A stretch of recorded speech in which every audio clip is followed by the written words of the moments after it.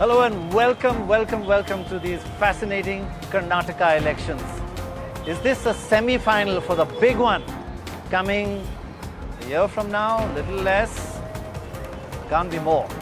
Of course, there are another big set of semi-finals in November, 4 states. Are they going to give very different and mixed results? But let me tell you, we're here in Bangalore and we've been talking to a lot of leaders and ordinary people. This is a fascinating story. It's a story about money power. It's a story about caste complexities. It's a story about big, powerful personalities. It's got everything. It's an election typical of our great Indian democracy. And we are here in the middle of Bangalore, old Bangalore, the bustling Russell Market. And Maya, can you tell us a little bit about this place? Russell Market, the heart of old Bangalore really, in Shivajinagar, crowded Shivajinagar area. This market is one of the oldest in the city. It's almost 100 years old. It was almost destroyed by a fire just a year ago, but the people here, the traders here, didn't want to let it go. They built it up again. It's still running and servicing the people of this region. It really is a happening place. Well, let me just introduce everybody we've got tonight. I've got a lot of people I really do admire and some of the senior most politicians. First, let me start with Sogata Srinivas Raju, editor of Vijay Times. Thanks very much. We've got Maya Sharma, the one and only, which all of you know.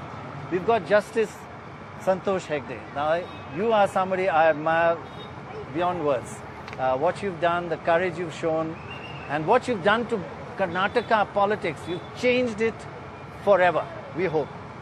And we'd like to talk to you about exactly how your work that you've done will proceed and ensure that the changes remain.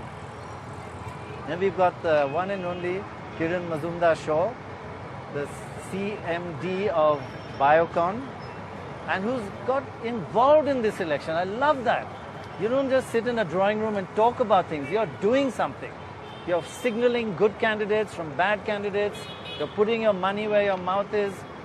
Aren't you a little worried about the political fallout? Most people in business say, oh, don't enter politics, bad for business. You're doing both. Well, I think it's time for change. And I think, Prannoy, we are trying to get citizens engaged. I think for far too long, citizens have been apathetic.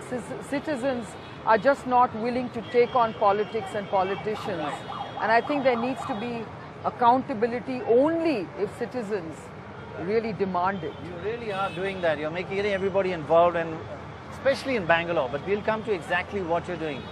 We've got Dorab Supariwala, who of course is going to tell us who's going to win this election. You have to wait right to the end of the show because he likes to, keep the suspense going. And in terms of our leaders, we have Mr. S.M. Krishna.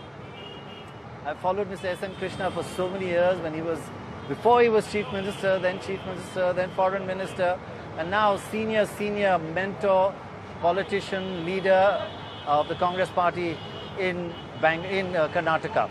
And we also have Mr. Venkaiah Naidu, a tall leader of the BJP, has so much to do with what's happening with the BJP.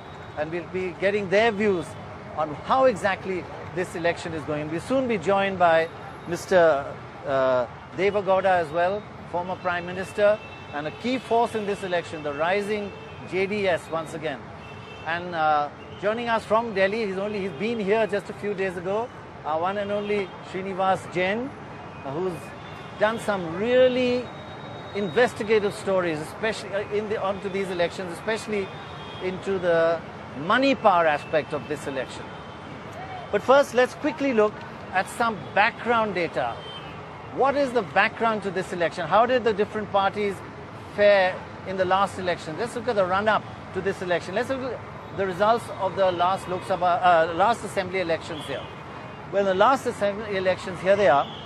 The BJP got 110 seats with 34% of the vote, while the Congress got 80 seats with 35% of the vote. 1 extra percent of vote, but 30 seats less. Remember, the halfway mark is 112 seats. The JDS just 19% and got only 28 seats, and others only 6 seats. That's actually very low for independents in an assembly election.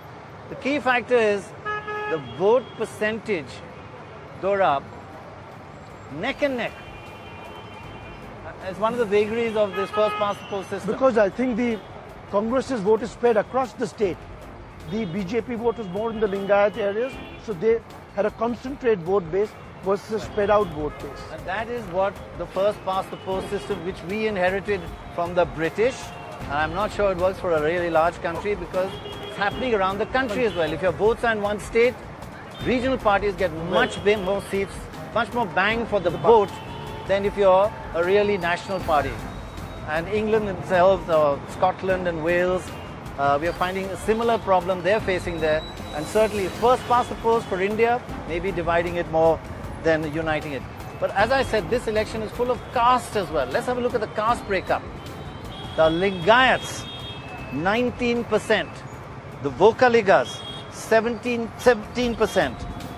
The Kuruvas, that's Siddaramaia's caste base, 8%. The Muslims, 12%. Scheduled caste, scheduled tribe, 23%. And let's look how that's spread. They're geographically fairly neatly divided.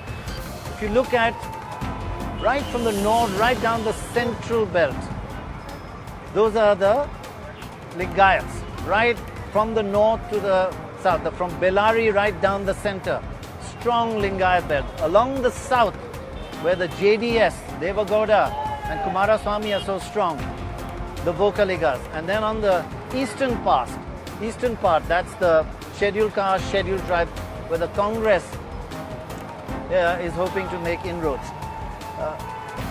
We were talking a bit about money power. Just look at these statistics. It's really good to be an MLA here in Karnataka. If you are the average MLA 5 years ago was worth 10 crores. Not bad. 10 crores. Couldn't say the typical Indian part of the Indian population. Little about maybe 200,000% above the national average GNP, national average income. 10 crores, but forget that. In 5 years, how well have they done? They've gone from 10 crores on average to 19 crores. So they've gone up almost 100%. They've gone up 88%. And by the way, this is all declared income to the Election Commission. We won't talk about the other stuff. So money power is crucial.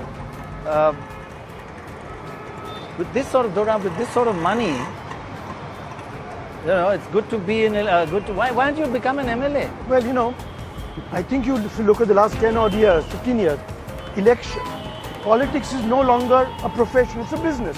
So if I invest my money, I need a return. Like a normal business, like her business does.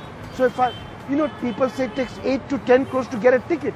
Having got that ticket with a chance of losing, if I win, for God's sake, you expect me not to get a reasonable return of 30-40% per annum? Because the risk I'm taking is very high. Right. So it's politics as a business versus politics as a profession. Politics of business. Let me bring in Mr. Venkaiah Naidu because, sir, the BJP has both gained and suffered as a result of this money power. First question I want to ask you, you've had 3 chief ministers because of the stand, the way Mr. Yediyurappa's corruption issues were handled.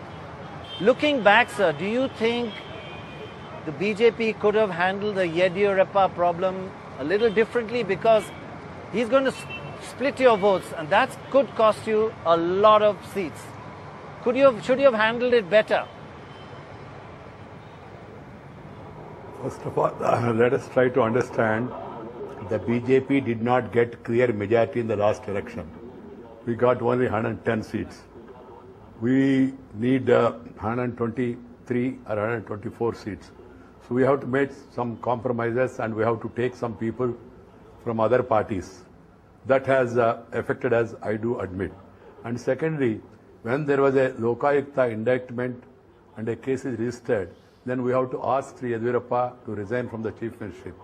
There was no other way and the party has taken a right stand. It might have temporarily costed us something, but we don't worry about it. We have taken a principled stand which is being appreciated by the people now across the state and also across the country.